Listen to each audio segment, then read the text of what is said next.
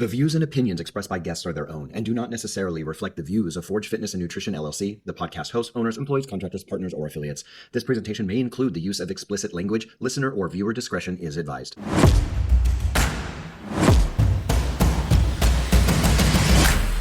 Hello and welcome to the Forge Fitness, Nutrition, and Habit podcast. I am your host, Michael S. Parker, and in today's episode, well, it's going to be just a little bit different. The topic is one that all of us must contend with, and it's about turning your shame into strength. It's a tough topic. And after I recorded this episode and I was reviewing it, I decided that I wanted to add my comments from the very end of the podcast to the beginning. The reason is that the message, well, I felt that it was very important. It clearly needed to be one of the first things that you hear on such a potentially gloomy issue. Now, I'm doing this in case you don't make it to the end of the episode. Please, I would love if you would just listen to the whole thing. But I just really think that it's a crucial part of my message today. So after the music transition in just a few seconds, you're going to hear my message of hope at the very beginning. And I left it at the end as well, where it was originally. You're going to notice a transition to the original beginning about 2.5 to 3 minutes from now. Now, look, I know that not everybody is going to agree with my thoughts and approach to overcoming shame, but it works for me and thousands of the clients that I have worked with. So let's jump right in.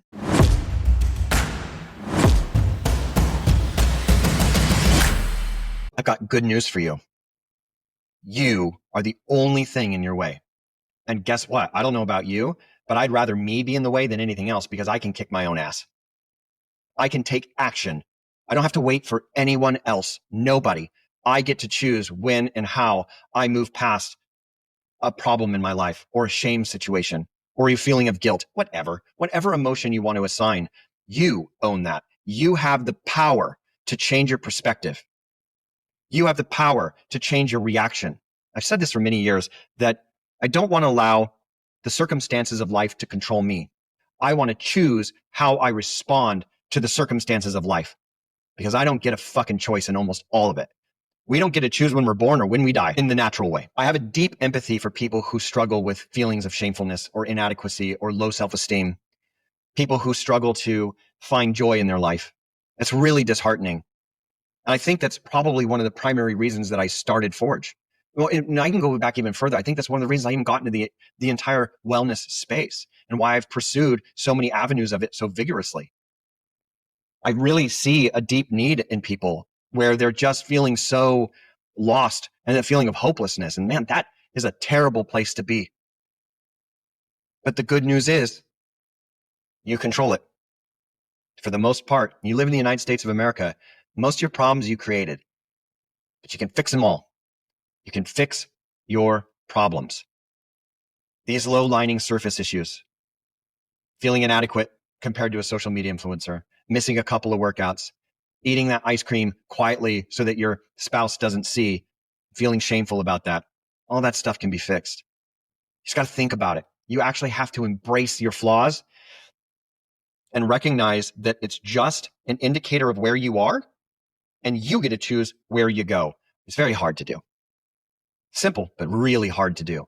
I have faith in you. I know that you can absolutely reflect, take control of your life, have the power of conscious response, use the motivation, that moment that shame gives you, to turn it into a discipline that allows you to forever change your life. You can do it. And in this episode, we are going to learn how to finally conquer shame.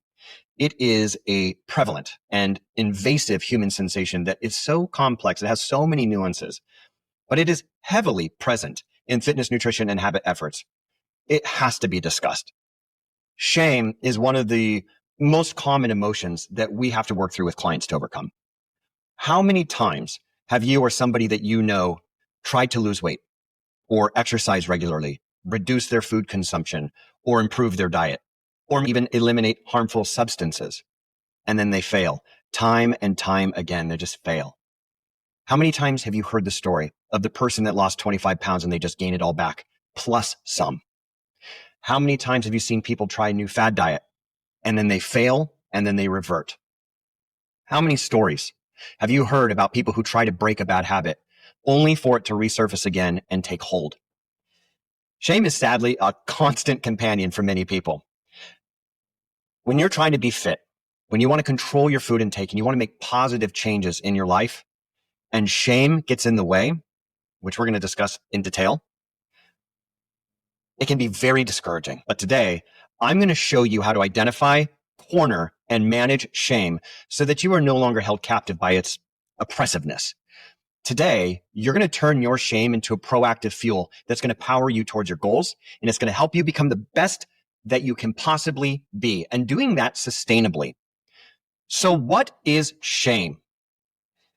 Shame is a multifaceted emotion. It's usually conflated with guilt, but fundamentally, it's distinct in its own implications. Because whereas guilt pertains to actions, like just a single action, you did something and you're like, I feel guilty about doing that, is not the same as shame. Shame permeates the self, and it influences how individuals perceive their intrinsic worth. And this distinction is pretty critical in addressing shame effectively, particularly in the concept of personal responsibility and self-improvement. Now, as a fitness professional, I'm often faced with the challenges of having to coach clients through shame. And I want to be clear. I believe internalized shame that's related at least to fitness, nutrition, and habit can be a powerful call to action, and it can really instigate tremendous personal improvement. Shame is just our natural way that our consciousness, it illuminates the need to change in our thought process, maybe our approach, behaviors, or consistent behaviors like chronic behaviors, not acute behaviors. That would be more of a guilt base. There's also environments and then relationships. However, shame that goes unchecked or that is glamorized or it's overemphasized in your life or is used to get attention on social media or from your peer group, highly destructive. It's very destructive. In this episode, we are only exploring internalized shame and mild peer shame that's related to fitness, nutrition, and habit. I'm not by any means going to be speaking excessively about religious, cultural, societal, or familiar-based shame, or any oppression or prejudice. I'm going to be speaking of the internal shame and maybe some of the shame that is instigated by social media. My intent is to explore the concept of shame and how it affects your well-being in a general sense that is related to personal behavior that you control. It's my hope to expose the truth about this phenomenon and provide solutions that will manage your susceptibility to shame and hope that you find actionable steps to turn your shame into a motivation to improve. So let's be sure that we have a good understanding of the differentiation between shame and guilt, because the nuances are a little essential. Just remember that guilt is feeling bad about actions or behaviors that are acute. They happen now and again. You feel guilty for cutting somebody off in your car. Shame targets the self, making you feel inherently flawed or worthless. This internalization of negative emotions can be very damaging. It affects your self-esteem and most certainly your confidence. And recognizing the difference allows you to address the root of the emotion more effectively. And we want to always look for constructive paths forward. Now, I mentioned that I'm not going to go too deep into societal and cultural aspects of shame, but I wanted to talk a little bit about it though, the historical context at least, and then we'll talk a little bit about how the society comes, because shame, it's really deep rooted. It's often used as a tool for social regulation and conformity. And in many cultures, shame is employed to enforce what I would say just a societal norm, a series of behaviors that are expected. And that can cause feelings of inadequacy in some people.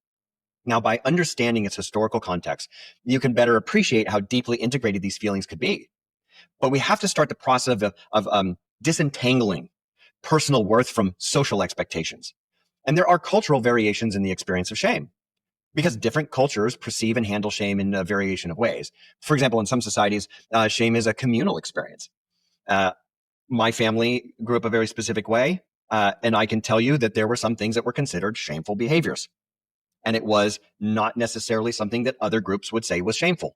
And I won't go into all of that, but we all have instances that we can point to in our lives where we're like, oh yeah, that's a shame base because it's so institutionalized. So, and it doesn't just impact the individual, but we're talking about a communal and familiar impact, and it can intensify, the pressure to conform. But the other thing is you start hiding perceived imperfections, and it only refuels that sense of shame. But we have to recognize these cultural influences. It's really important that as an individual, we detach from external pressures and focus on personal growth and our own self-acceptance. From a physiological perspective, shame can trigger a cascade of neural and hormonal responses. The amygdala, the key player in brain's emotional processing center, just gets super aggravated. And that leads to a heightened stress response. So now you're going to likely get a surge in cortisol levels, and that can impair cognitive function in your decision making. And there's other things too, I'll get to that. But understanding the response is pivotal for anybody who's working on fitness, nutrition, or habit change, because you're going to encounter shame in your journey. And it can manifest physically as fatigue and a sense of doom or lack of motivation. That is precisely when social media becomes a major factor and inhibitor in healing and in self-discovery, because people will crawl back to their little echo chambers and the blanket and the comfort of communal negative reinforcement. Never in history has anybody been able to wallow and commiserate with other people over such personal matters to the astounding degree that we're able to do that with social media today.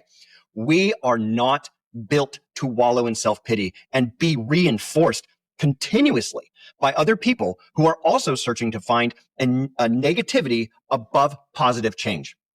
Destruction is way easier than construction, and negativity is way easier than positivity. And social media is just a cesspool. The brain's response to shame is very complex. When I was doing my research on this, it got a little overwhelming. So I'm going to keep it simple. But it does involve various neural pathways and hormones. So the activation of the amygdala, we already talked about that. But the prefrontal cortex, which is responsible for rational thought and decision-making, becomes less active. It just starts to disengage. And it makes it harder for you to think clearly. And that can lead to this terrible cycle of negative self-talk. And then, of course, now you're not motivated. There's no inspiration. And it impacts that mental and that physical health. Now, the hormonal impact of shame on the body is, of course, related to cortisol, as we talked about earlier, but it is our stress hormone. And elevated levels of cortisol can affect your sleep, your appetite, your energy levels, your sense of well-being, your creativity. And it also can put you in this cycle that is very hard to break. And for those of us in the fitness realm, understanding the hormonal impact is critical, as it can explain why physical progress can stall. You can hit these really terrible plateaus. You have this sense of your body's just not doing what you need it to do. Maybe you don't even feel like even getting it to do what you know you should. You're skipping workouts. You're basically saying, I'm not good enough. And then you start to self-criticize and you're like, yeah, you screw it. We know that there are physical manifestations of shame, tension, fatigue, illness. People can experience a lack of motivation to exercise or eat healthy because of shame, because it diminishes their sense of self-worth and capability. So we got to recognize these physical signs early. Mind, body. Identifying it will help you address the roots. And that should help you prevent long-term setbacks in a fitness journey. So how do we recognize shame objectively? It requires objective assessment of one's emotional landscape. This involves distinguishing between internalized feelings of inadequacy or external pressure or expectations from others.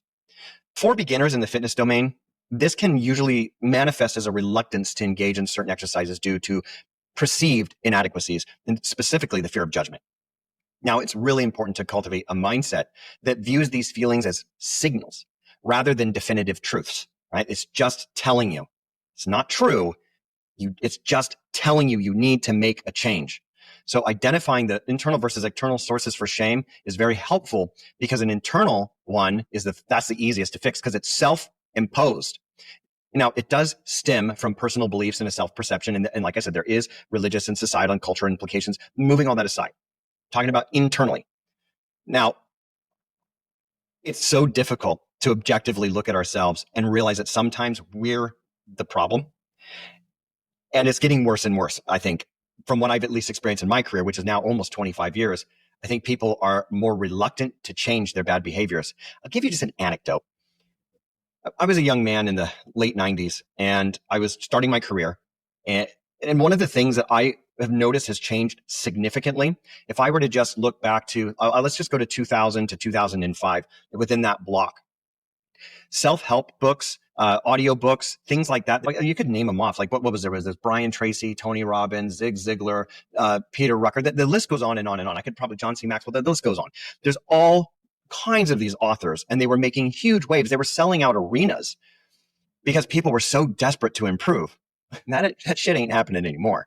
You would go to a gym in the early 2000s, and almost every salesperson, every manager, every trainer, you go in the break room, and they're usually doing something constructive. These were driven people. Now in gyms, like back in, maybe when's the last time I walked into a gym break room? It's probably been a half a decade, but that's a fair amount of time, right? It's a 20-year span. And no, that's not happening anymore. Everybody's on social media and they're looking at nonsense.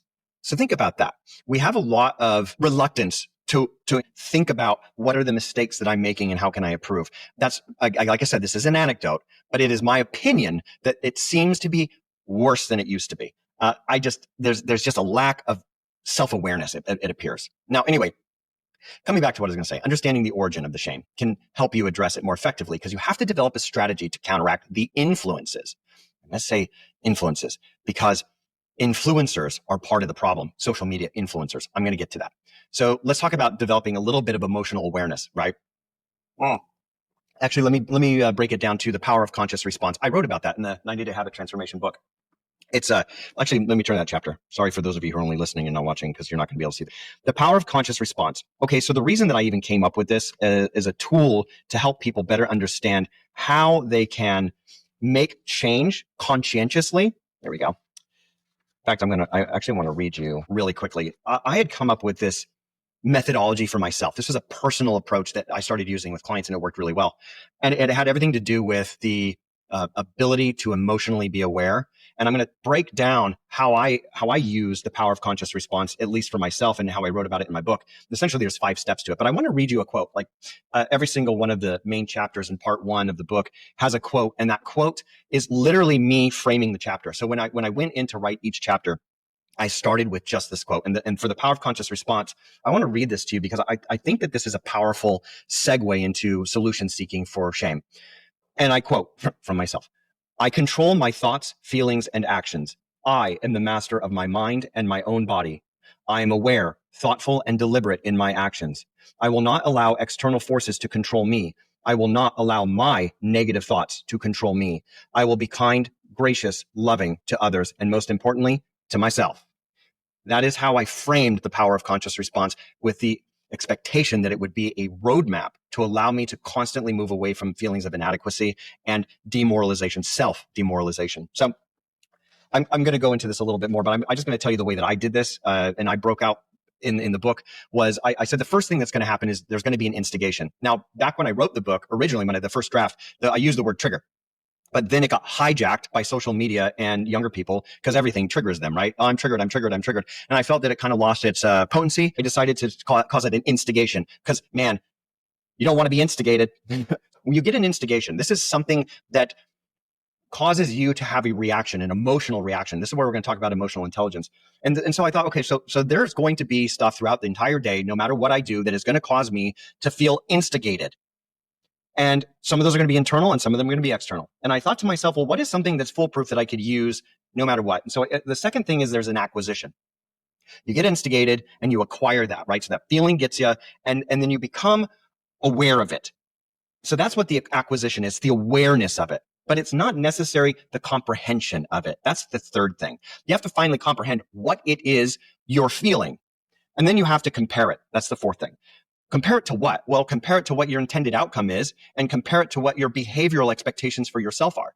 So your response, which is the fifth thing, is controlled conscientiously. Now, this is not a perfect science because our emotions are extraordinarily powerful. But I wanted to just show that I talk about that in length in my book. But let's just break it down a little bit further. So cultivation of emotional awareness. I suppose we could just say that's the key to recognizing shame.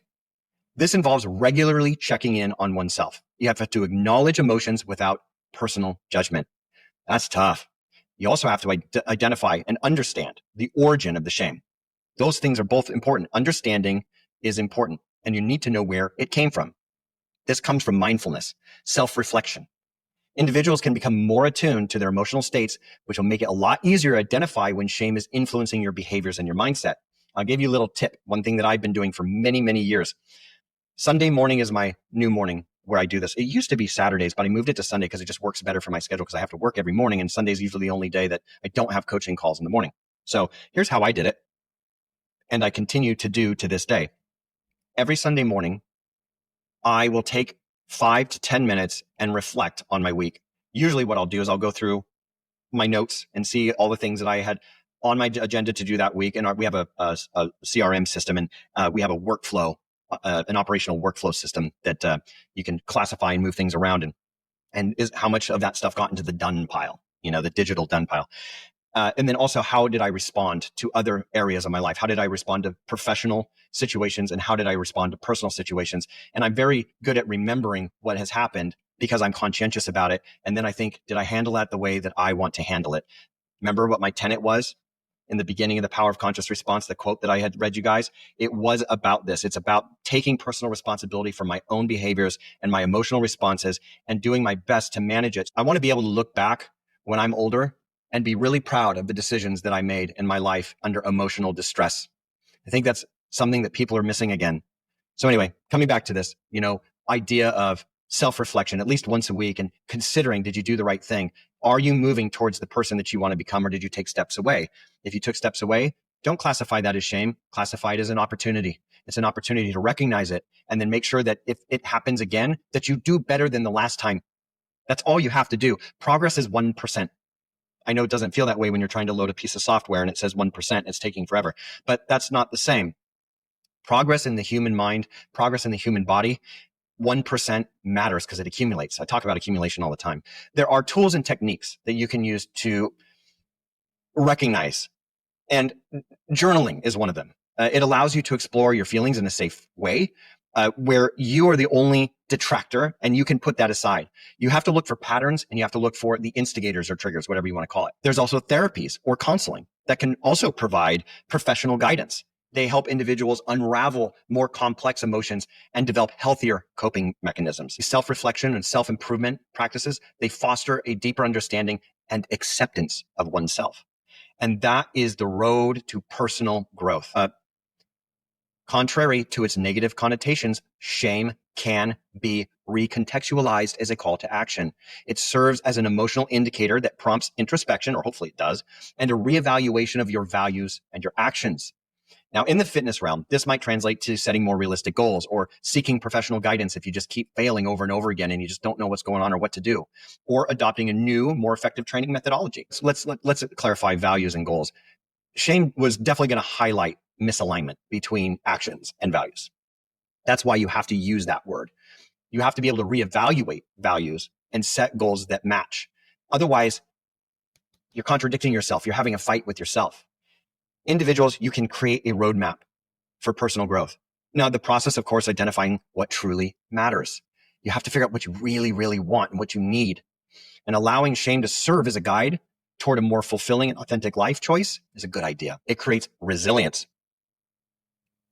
So let's talk a little bit about that. Identifying and encountering shame and then overcoming it, or at least even taking steps towards overcoming it, will build resilience. It's just like resistance training. Each instance of facing and transforming shame into action will fortify your ability to handle future challenges. Yet practice it. The resilience is not only beneficial in personal fitness, it extends to other aspects of your life.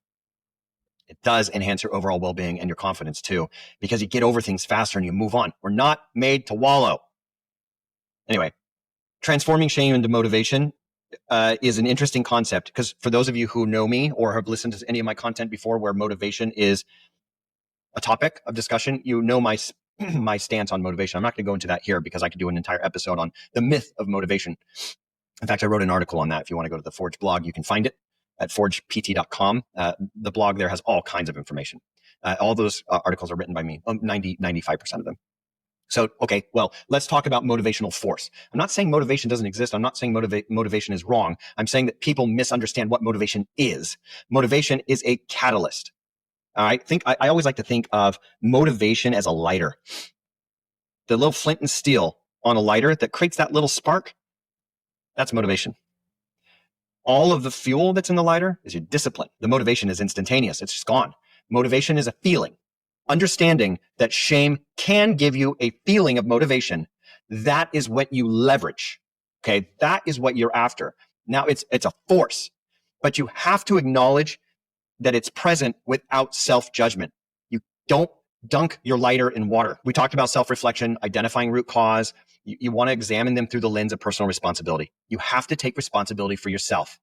You can't always view shame as failure. It should be seen as an impetus for growth, pushing individuals to overcome obstacles and achieve their aspirations. Now, when I'm talking about shame here, I just want to make sure that everybody's clear. I'm not talking about heinous crime shame. I'm talking about day-to-day feelings of inadequacy shame here. I'm talking about you failing on a diet over and over again, right? I'm not talking about something horrific, right? Massive acts of terribleness. And so just before everybody now is everybody's a prick. So you know what I mean.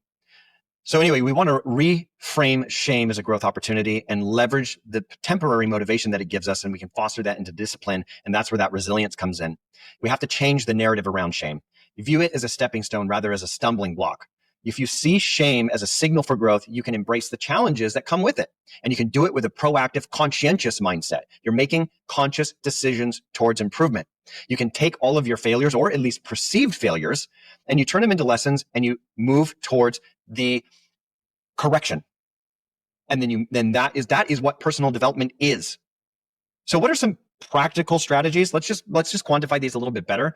Mindful reflection, regular self-reflection, identifying the source, goal setting, making sure that you're establishing clear, achievable goals that align with your personal values. And then, of course, you want to seek the guidance and experience of a professional. It could be a therapist, be a counselor, it could be a coach, it could be a really damn good personal trainer. All these people can be very helpful, but in a professional sense, right? Because they can tailor their advice and their support to help you on an individual basis, or at least they should. We do at Forge, but I know there's plenty of incredible fitness professionals, personal trainers, and even therapists out there that just do wonderful work as it relates to the individual. But there are other ways that you can do this through community engagement. Connect with others that share similar experiences and values. A supportive community that offers positive validation and encouragement without allowing you to just wallow in your self-pity. They'll help you start to mitigate feelings of isolation that are associated with shame. Shame isolates if you're not careful. But you have to avoid taking all of your problems to social media for them to be magnified, reinforced, criticized, or exploited. Think about it. That's all it is, right? It's reinforced, magnetized, criticized, and exploited by other people. Don't give other people that power. Some things are not meant for the public examination, and do it weekly. All right. Well, let's talk about the interplay between shame and fitness, because when I say fitness, I am also including diet, nutrition, right? I'm talking about all of the things related to wellness, right? When I say fitness, nutrition, and habit, when I'm speaking about shame, it's all of those things. So it is one of the biggest problems that I've noticed in the last probably 15 years is comparison with others or unrealistic expectations.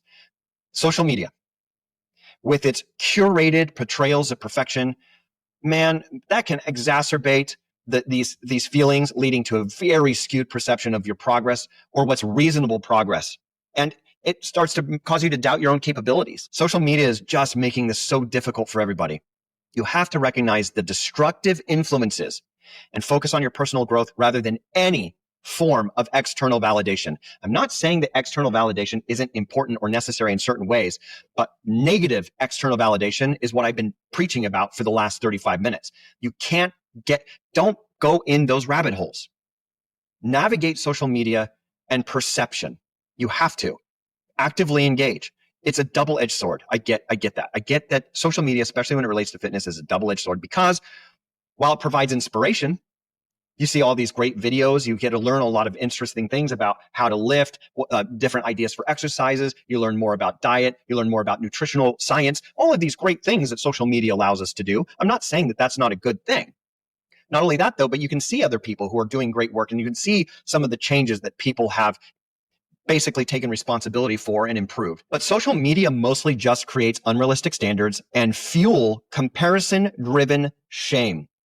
Constantly comparing yourselves. I actually get a little frustrated when clients will send me pictures of a social media influencers, almost always women, and they say, I want to look like this.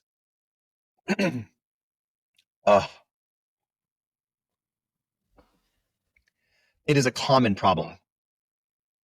Learning to curate one's own social media experience and focusing on personal progress over perceived perfection is how you maintain a healthy self-image. It may not surprise you to learn that my social media, I don't follow a lot of people. And the people that I do follow are almost all friends, family, and clients. I don't have a lot of stuff that pops up on my timeline, nor do I really scroll my timeline. I'm the worst friend on social media because the chances of me liking something is rare because it's going to have to be right there and I'm going to have to almost accidentally see it or to have to be in a story because I don't spend much time on social media at all. Anyway, set personal benchmarks rather than comparing yourself to other people and focus on incremental progress, 1%. Celebrate small victories. It reinforces that positive behavior, rebuilds your confidence, and it reduces the impact of all this external pressure. I was thinking about this just as I was talking. Environment. People always say, oh, the Forge gym looks so cool, and you can't see all of it. There's a lot more in here, but yeah, it's very, very well lit. We really love environments. And I find that I work out better when I'm in a great environment. And I think that it's not just about the environment of a gym, it's the environment that people create around you. Creating a supportive and positive fitness environment is really helpful. Surround yourself with people who are encouraging, people who choose uplifting fitness spaces, people engaged in activities that foster joy and fulfillment. They always say that if you want to be a millionaire, don't hang around poor people. I don't mean that to be derogatory, but that's just a very common saying, and it is true. And we know it's the opposite too. You hang out with people who are not behaving in a way that is appropriate, the chances of you getting into the process of behaving inappropriately as well is elevated. Coming back to this concept of the holistic fitness approach, I really think that that's important. The integration. I've said it before. One of the things that bothers me in the wellness space is that we silo. We put fitness in a box and nutrition in a box. And only till recently has anyone even said a fucking thing about habits. It's always been fitness is over here and diet's over here, fitness and diet and fitness and diet. And they never crossed over. You have the people who only dieted and the people who only worked out. And there was very little on the in between. And I'm talking about general population. I'm not talking about athletes. And I think now that there's been a really good, healthy crossover in a lot of ways, but then of course now what you're just getting is the clash of fads, together. But anyway, holistic approach basically just means the integration of physical, mental, and emotional well-being into your wellness practice, into how you want your body to be well. When you address the underlying emotional components like shame, you're able to cultivate a more balanced and sustainable fitness journey. And as I always say it till I'm blue in the face, sustainability is key. You want to be as fit at 20 as you are at 90. Relatively, if you understand what I mean there, right? You're not going to be as fit at 90 as 20, but relatively as fit. You want to be as fit as you can at any age all your life. So you have to embrace vulnerability. You are going to have to really acknowledge your imperfections and celebrate that incremental progress. It's very difficult for people to do. It's always somebody else's fucking fault. So mindfulness and fitness is a big thing here. You got, when you hear mindfulness now, I think in circles or social media, everyone thinks yoga or meditation. Well, no, they can enhance your fitness journey for sure. What it does is it clears the noise and it kind of gives you a deeper connection between your mind and body. You're present in the moment. You're a little bit more self-compassionate when you do those kinds of things. But I wasn't really meaning using yoga or Pilates or some of these more mind-body style of modalities for exercise. That's not what I meant. I'm talking about really considering mindfulness in everything that you do throughout the day, balance, integration, and accepting your imperfections. Embrace them. Now, that doesn't mean that you're perfect as you are. Anybody who says that I'm perfect as I am, they're probably a prick. Nobody's perfect. We have to understand that there's going to be setbacks. We are all flawed. It's a natural part of the human experience. And it also, for those of us who are willing to hear and to change, allows us to approach fitness with more patience and self-compassion. And when you accept that and you constantly battle the dragon that is shame and your resilience improves, it only manifests as a healthier relationship with yourself. I was just talking to a client today and her and I were just discussing, she said, I made a mistake last weekend. I don't remember what she had. She said she ate something and, right, it was a bag of dried fruit. And she didn't realize it had 40 something grams of sugar in it. And I was like, yeah, but look at all the other things that you've been doing, right? We talk about this and I had to remind her and she's like, thank you for the reminder. But, I said it in the last episode is that in wellness consciousness, you have an X and a Y axis. You have constructive behavior, you have destructive behavior, you have duration, and you have intensity. All of our clients have to check in and I can see how many workouts they've done and I can just see everything. And she had blue check marks on every single workout for the last 3 weeks. And then she had one bad day with eating and then she missed one workout. in the last 3 weeks. So where's the destructive behavior? I'm not seeing that. Because if I were to compare that to the 3 weeks prior to that, where she was struggling with consistency, I saw a 100% improvement. Not even a 1%. It was 100% better because she missed workouts for 3 weeks. But then she hit 3 whole weeks of workouts and had just missed one, but she promised she's going to do the remaining 2 this week. She's winning. That is exceptional work. Each step forward, no matter how small, deserves your acknowledgement. Not arrogant acknowledgement, but the mindfulness acknowledgement. Practice builds momentum. It reinforces the positive behaviors that ultimately lead to more significant achievements and sustained growth. This is long term. I think shame pretty much is forever. We're going to have to contend with that emotion for the rest of our lives.